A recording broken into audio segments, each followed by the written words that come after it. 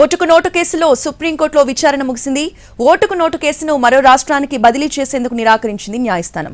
CM హోంమంత్రి ఈ కేసులో జోక్యం చేసుకోవద్దని తెలిపింది. ఏసీబీ అధికారులు కేసుపై సీఎం హోంమంత్రికి రిపోర్ట్ చేయొద్దని తెలిపింది. ఈ కేసులో సీఎం హోంమంత్రి జోక్యం చేసుకుంటే పిటిషనర్ మళ్లీ సుప్రీంకోర్టును ఆశ్రయించవచ్చని తెలిపింది న్యాయస్థానం.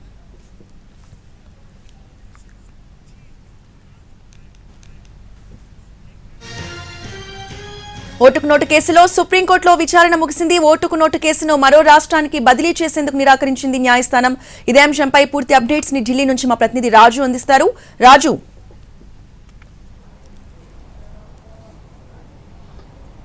రోజా, ఓటుకు నోటు కేసుకు సంబంధించినటువంటి వ్యవహారంలో ఇక సుప్రీంకోర్టులో విచారణ ముగిసిందని చెప్పుకోవచ్చు. వాస్తవానికి ఎప్పుడైతే అంటే తెలంగాణ ముఖ్యమంత్రిగా రేవంత్ రెడ్డి బాధ్యతలు చేపట్టిన తర్వాత ఈ ఓటుకు నోటు కేసులో రేవంత్ రెడ్డినే ముద్దాయిగా ఉన్నారు.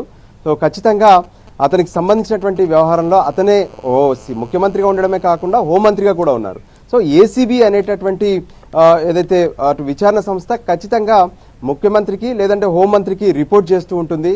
సో ఏసీబీ ఈ కేసును ఎలా ముందుకు తీసుకెళ్తుందనే దాని మీద మాకు ఎన్నో అనుమానాలు ఉన్నాయి. ఖచ్చితంగా ఈ కేసును మరో రాష్ట్రానికి అంటే మధ్యప్రదేశ్కు బదిలీ చేయాలంటూ మాజీ మంత్రి జగదీశ్వర్ రెడ్డి, దాంతోపాటు మాజీ హోంమంత్రి మహమూద్ అలీ, సత్యవతి రాథోడ్, దాంతోపాటు కల్వకుంట్ల సంజయ్ ఈ నలుగురు సుప్రీంకోర్టును ఆశ్రయించారు ఈ కేసును మరో రాష్ట్రానికి బదిలీ చేయాలని చెప్పి.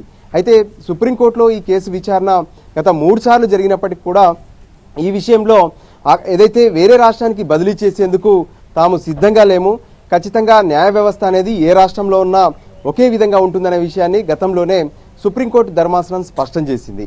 అయితే మధ్యలో ఏదైతే కవితకు బెయిల్ వచ్చినటువంటి సందర్భంలో అటు పిసిసి చీఫ్గా రేవంత్ రెడ్డి ఎన్నో ఆరోపణలు అటు సుప్రీంకోర్టు జడ్జిమెంట్ల పైన చేశారు అంటూ కూడా ప్రత్యేకంగా మళ్ళీ కోర్టు దృష్టికి అటు ఏదైతే పిటిషనర్ తరపు న్యాయవాదులు తీసుకెళ్లినటువంటి పరిస్థితి కనిపించింది. ముఖ్యంగా కోర్టులను కించపరిచేలా ముఖ్యమంత్రి రేవంత్ రెడ్డి మాట్లాడారనే విషయాన్ని కోర్టు దృష్టికి తీసుకెళ్లారు. దాంతో ఆ కోర్టు ముఖ్యమంత్రి రేవంత్ రెడ్డికి ఆదేశాలు ఇచ్చింది ఈ విషయం పైన వివరణ ఇవ్వాలని. సో సెప్టెంబర్ 17వ తేదీన అంటే 3 రోజుల క్రితం రేవంత్ రెడ్డి తరపున ఒక అఫిడవిట్ దాఖలైంది.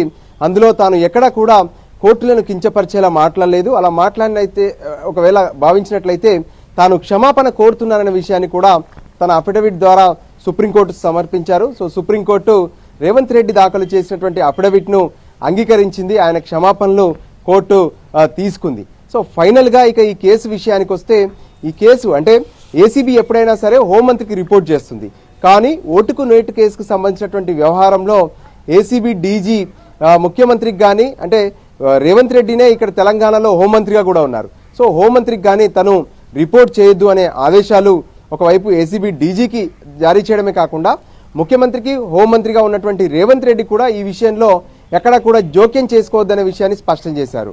అంతేకాకుండా ఏదైతే ఈ కేసుకు సంబంధించి గతంలో ఎవరైతే ప్రాసిక్యూటర్ ఉన్నారో అతనే కొనసాగుతారనే విషయాన్ని కూడా స్పష్టం చేశారు.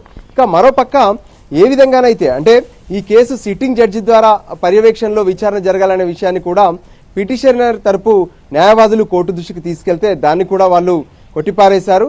సో మొత్తానికి ఈ కేసులో ముఖ్యమంత్రి రేవంత్ రెడ్డికి ఊరట లభించడమే కాకుండా సో ఈ కేసు వ్యవహారంలో మాత్రం తాను జోక్యం చేసుకోవద్దు, అదే సమయంలో ఓటుకు నోటుకు సంబంధించినటువంటి ఈ కేసును ఎప్పుడూ కూడా అటు ముఖ్యమంత్రికి కానీ హోంమంత్రికి కానీ రిపోర్ట్ చేయొద్దన్న విషయం పైన వాళ్ళు స్పష్టంగా అటు ఏసీబీ అధికారులు ఫాలో కావాల్సి ఉంటుంది. ఒకవేళ ఇందులో ముఖ్యమంత్రి కానీ హోంమంత్రి కానీ జోక్యం చేసుకుంటే మళ్ళీ సుప్రీంకోర్టును ఆశ్రయించవచ్చు అని చెప్పి పిటిషనర్ కు సైతం ఈ విషయంలో అటు సుప్రీంకోర్టు స్పష్టం చేసినటువంటి పరిస్థితి కనిపిస్తుంది. రోజా, రైట్, థ్యాంక్ యూ రాజు.